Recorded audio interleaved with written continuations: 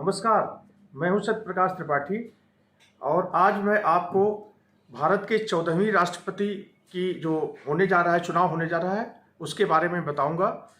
Bharatiya Janata party की तरफ से द्रौपदी मुर्मू को राष्ट्रपति के लिए आज नामांकन किया है और उन्होंने जो है प्रधानमंत्री उस अवसर पर मौजूद थे, रक्षा मंत्री मौजूद थे, बीजेपी के बहुत बड़े बड़े नेता थे और कई पार्टियों के नेता थे। बीजेपी के कई शासित राज्यों के मुख्यमंत्री थे। उनकी उपस्थिति में द्रौपदी मुर्मू ने संसद भवन में आज अपना नामांकन दाखिल किया। आज हम आपको बताएंगे कि जो भारतीय जनता पार्टी है, जो पिछले बार रामनाथ कोविंद जी को दलित समाज से राष्ट्रपति बनाया था, इस बार जो है अनुसूचित जनजाति एसटी सोसाइटी से, समाज से द्रौपदी मुर्मू जी को बनाया है, नामांकित किया है, उनको बनेगी। तो उसके पीछे कारण क्या है? उसके पीछे कारण ये है कि भारतीय जनता पार्टी ये अपना चाहती है कि जो जनाधार है, जो सबसे दलित पिछड़े कुचले लोग आज़ादी के बाद से रहे हैं, उनमें उनका प्रतिनिधित्व किया जाए। उसको प्रतिनिधित्व देने के मकसद से ये काम किया गया है। सबसे बड़ी बात यह है कि दलित के बाद अनुसूचित जाति का पहली बार राष्ट्रपति बनने जा रही हैं कोविंद, ये अनुसूचित जनजाति के बाद। तो ये बात है कि द्रौपदी मुर्मू जी उड़ीसा से आती हैं और पहली बार पूर्वोत्तर से, चाहे उड़ीसा हो चाहे कहीं पूर्वोत्तर के राज्य हैं, पहली बार वहाँ से भी रिप्रेजेंट किया जा रहा है राष्ट्रपति की तरफ से। और वो जो है आदिवासी समाज से थी, बहुत पिछड़े समाज से थी। 1958 में पैदा हुई और उन्होंने जब अपना शिक्षा से समाज से शुरू किया, वो शिक्षक रही हैं। उसके बाद 1998 में वो विधानसभा, पहले पंचायत के सदस्य रहीं, उसके बाद विधानसभा का चुनाव लड़ा, 2 बार वह विधानसभा के सदस्य थी और उसके बाद उन्होंने वहाँ उनको मंत्री का, उड़ीसा में मंत्री पद की सेवा की और 2015 से लेकर 2021 तक वो झारखंड के गवर्नर थी, 9वीं गवर्नर बताई जा रही हैं, 9वीं गवर्नर थी। और उसके बाद बीजेपी ने उनको 14वीं राष्ट्रपति के लिए नॉमिनेट किया है।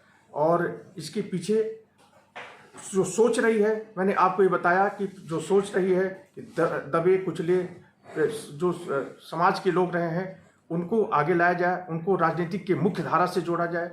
और ये तो अनुसूचित जाति से भी हैं और महिला भी हैं। आधी आबादी महिलाओं का है, 50% के आसपास देश में आबादी है महिलाओं की। और उसमें सरकार पिछले कई सालों से सशक्तिकरण को लेकर के, महिला सशक्तिकरण को लेकर के प्रयास कर रही है। और इस दिशा में भी उनको राष्ट्रपति बनाने की जब बनाया जा रहा है तो महिला सशक्तिकरण का भी एक संदेश दिया गया है कि महिलाओं को सशक्त बनाया जा रहा है। इस विषय में हमारे साथ जो है डॉक्टर सिंघल जी हैं, पीके सिंघल साहब हैं, जो महिला सशक्तिकरण पर अच्छा काम कर रहे हैं। उस पर हम विचार कर उनसे पूछते हैं कि डॉक्टर साहब आप बताइए कि जो आदिवासी समाज से द्रौपदी मुर्मू जी आई हैं और ये रिप्रेजेंट किया जा रहा है कि महिलाओं को जो है सशक्तिकरण की कोशिश की गई है, दलित पिछले जो वर्ग से लोग लाया जा रहा है, उनको सशक्त किया जा रहा है, इस पर आपका क्या कहना है? देखिए, नमस्कार। देखिए, बिल्कुल ये जो कदम है मोदी जी का या भारतीय जनता पार्टी का, ये कदम बहुत ही सराहनीय है। क्योंकि आप देखिए कि भारतवर्ष में जो ये आदिवासी समाज है, जो शेड्यूल ट्राइब समाज है, ये सालों से इसके मतलब दबा हुआ है, पिछड़ा हुआ है और इसका शोषण भी हो रहा है, लगातार शोषण हो रहा है। इसकी वजह से देखिए शेड्यूल ट्राइब काफ़ी, अगर आप देखें पूरे भारतवर्ष में शेड्यूल ट्राइब कम से कम 100 पार्लियामेंट सीट पे अपना इफेक्ट डालता है। आप देख लीजिए कितनी अच्छी पॉपुलेशन है। तो अगर इतनी बड़ी समाज की पॉपुलेशन, अगर उसका विकास नहीं होगा तो देश का विकास कैसे होगा?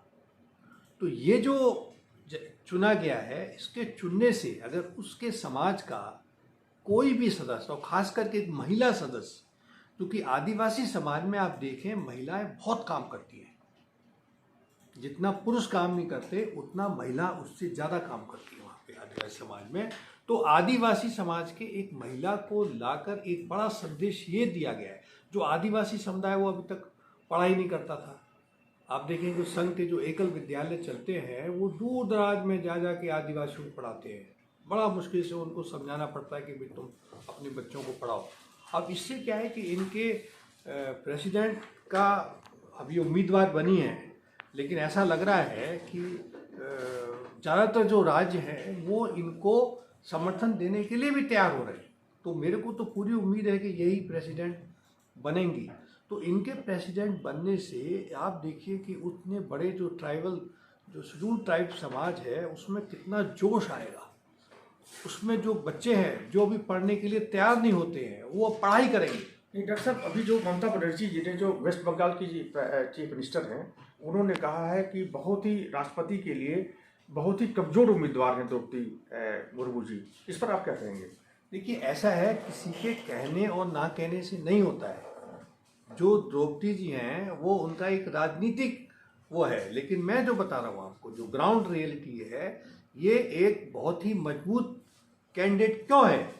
ये मजबूत उम्मीदवार इसलिए है कि एक तो ये शेड्यूल ट्राइब्स है, दूसरा ये महिलाएं हैं। और आज की तारीख में मैं भी एक बेटी पढ़ाओ बेटी बचाओ जो प्रभाग है बीजेपी का, उसकी राष्ट्रीय कार्यकारिणी का सदस्य हूँ और इसे बहुत जोर शोर से काम रहा है। उसका कारण ये है कि जो भारतवर्ष में जो 50% महिलाएं हैं उनका योगदान अभी भारतवर्ष के विकास में बहुत कम है। तो इसको बढ़ाने से आप भारतवर्ष कैसे एक विकसित राष्ट्र बनेगा? तभी बनेगा जब भारतवर्ष का हर एक नागरिक उसमें अपना योगदान करेगा। तो इसके देखिए दो बहुत बड़े पहलू हैं। एक तो ट्राइबल, जो भी ट्राइब्स हैं, जो भी दबे कुचड़े जो पिछड़े लोग हैं उनमें जोश आएगा, वो पढ़ेंगे, वो सरकार वो देश के विकास में योगदान देंगे। और इसीलिए देखिए, इसीलिए आप ये देखिए कि आपने कहा कि बहुत कमज़ोर उम्मीदवार है। बात उम्मीदवार कमज़ोर से नहीं होती है, बात पार्टी से होती है। वो बीजेपी पार्टी का उम्मीदवार है। बीजेपी को तो वैसे ही इस समय उड़ीसा से भी सपोर्ट मिल गया है और सारे जितने भी ट्राइबल एमपी एमएलए वो सपोर्ट कर रहे हैं। तो अगर आप देखें तो वो तो करीब 60-70% से ज़्यादा बिल्कुल ठीक है वोट ले जाएंगे। डॉक्टर साहब, ये मैं कहना चाहता हूँ कि जो राष्ट्रपति का पद है उसको जो है कोशिश ये होनी चाहिए थी कि सर्वसम्मति से बन पाए। अगर सर्वसम्मति से नहीं भी बन पाए तो उसमें ये कोशिश होनी चाहिए था कि बिना राजनीति के, बिना किसी राजनीति के उसको ऐसा लोगों को रखना चाहिए कि जो पद है उस गरिमा है उसके हिसाब से पढ़े लिखे इंटेलेक्चुअल और जो बहुत ही अच्छा नाम हो, इस तरह का कोई अगर प्रत्याशी आता तो कैसा रहता? देखिए ऐसा है, हमें अपने समाज की सोच को बदलना होगा। तो क्या सोचते हैं कि वो जो महिला जो हैं वो क्या पढ़ी लिखी नहीं है क्या वो इंटेलेक्चुअल नहीं है क्या? गवर्नर भी रही हैं वो। तो आप अभी भी हम लोग के समाज की जो सोच है ना, मुझे बड़ा दुख होता है। बहुत ही हमारी गिरी हुई सोच है। हम सोचते हैं कि खाली एक बनिया ब्राह्मण जो बड़ा जो ऊपर वाले समाज का ही आदमी इंटेलेक्चुअल होता है। हम ये नहीं मानने को तैयार आज की तारीख में कि एक शेड्यूल ट्राइब और शेड्यूल कास्ट का भी आदमी जो है इंटेलेक्चुअल हो सकता है, वो देश के लिए अच्छा काम कर सकता है। जब तक हमारे अंदर ये सोच नहीं आएगी तब तक ये देश तरक्की नहीं करेगा। डॉक्टर साहब, ये कहा जा रहा है कि जैसे प्रधानमंत्री जी का जो फैसला था या पूरी पार्टी का जो फैसला है, कोशिश ये थी कि उनके राष्ट्रपति का जो उम्मीदवार होना चाहिए, राष्ट्रपति हम इसलिए कह रहे हैं कि राष्ट्रपति का पद अगर इस पर विवादित न किया जाए, इस तरह से किया जाए कि अभी राष्ट्रपति पद पर हमेशा ये कोशिश होती रही है कि रबर स्टैंप न साबित हो। तो जो उम्मीदवार बनाने की कोशिश की है बीजेपी ने, जो उम्मीदवार बनाया है, तो एक मैसेज जा रहा है कि क्या ये भी जैसे रामनाथ कोविंद जी थे रबर स्टैंप की तरह से, क्या ये भी रबर स्टैंप साबित होंगी? देखिए ऐसा होता है, हमेशा देखिए, आप कहीं भी देखिए, बहुत से कंट्रीज में जैसे आप यूके में देखते हैं तो उसमें राजा है, किंग होता है राजा। तो राजा भी वहाँ पे क्या है भाई? आप ये देखिए कि जितनी भी कंट्रीज थे पूरे विश्व में, आप देखें जब ये उथल पुथल हुई तो जिन राजाओं ने अपने आप गद्दी छोड़ दी और कहा कि भाई डेमोक्रेसी गिराओ, उनको लोगों ने आदर से, भाई तुम हमारे बड़े हो, तुम यहाँ बैठ जाओ गद्दी पे, ठीक है, गद्दी बैठ गए वो। लेकिन शासन कौन करता है? शासन वो करता है जो उसको, जिस सरकार को पब्लिक चुनती है। तो भारतवर्ष में भी डेमोक्रेसी है, तो भारतवर्ष में सरकार कौन चलाएगा? जिसको कि जनता चुनेगी।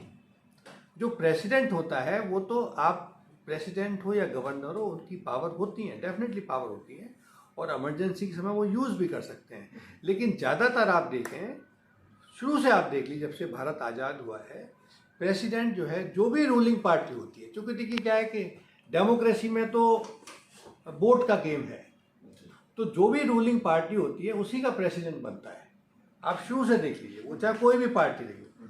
तो अब बीजेपी इसमें रूलिंग पार्टी है, तो बीजेपी का कैंडिडेट है, तो अब बीजेपी कैंडिडेट है तो भाई अपोजिशन वाले मान जाए कि भाई इसी को बना है, लेकिन अपोजिशन को हमें खड़ा करना है। वो ढूंढ रहे थे, पहले एक को ढूंढा, उसने मना कर दिया, दूसरे ढूंढा, उसने मना कर दिया, अब तीसरे को पकड़ लाए, चौथा है ये, तो तीसरे ने भी मना कर दिया, चौथे को पकड़ लाए। तो वहाँ तो ऐसे गेम हो रहा है ना, वहाँ कोई इंटेलेक्चुअल थोड़ी ढूंढ रहे हैं वो तो बस नाम मात्र के लिए कि हाँ भाई कुछ खड़ा करें, इसके लिए ढूंढ रहे हैं वो। लेकिन ये जो कैंडिडेट ढूंढा गया है बीजेपी ने काफ़ी सारी इसमें होमवर्क किया है, तब इसको चुना है, ऐसे नहीं चुना है। इसमें ये जो लेडी है, इससे आप देखेंगे ये बहुत योग्य लेडी है, ऐसी बात नहीं, इंटेलेक्चुअल है। और सबसे बड़ी बात है कि ये एक पिछड़े जो अपना शेड्यूल ट्राइब समाज से आती हैं और महिला समाज से आती हैं, इसलिए मेरे को पूरी उम्मीद है कि पूरे भारतवर्ष की महिलाओं को ये जागृत करेंगी, क्योंकि अभी भी जो है ना, लोगों की सोच महिलाओं के लिए बहुत अच्छी नहीं है।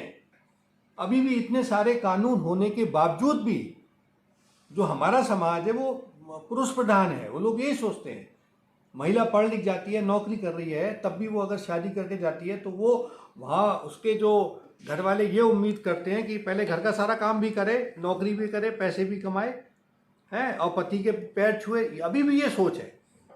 तो मेरा ये मानना है कि इनके प्रेसिडेंट बनने से महिलाओं के अंदर सशक्तिकरण होगा, और जब तक महिला सशक्तिकरण नहीं होगा और जब तक ये जो हमारे एसटी हैं, एससी हैं, इनका सशक्तिकरण नहीं होगा, तब तक भारत का विकास नहीं हो सकता। तो देखा आपने कि ये जो बात हुई, बहस हुई है, उसमें ये निकल के आया है कि जो बीजेपी की कैंडिडेट द्रौपदी मुर्मू जी हैं, उस पे जो उनका जो चयन हुआ है और उसे नामांकन किया गया है, उससे महिलाओं में, आदिवासियों में, दलितों में, पिछड़े हुए, कुचले दबे कुचले लोगों में एक जागृति आएगी, सशक्तिकरण बढ़ेगा इनके चयन से।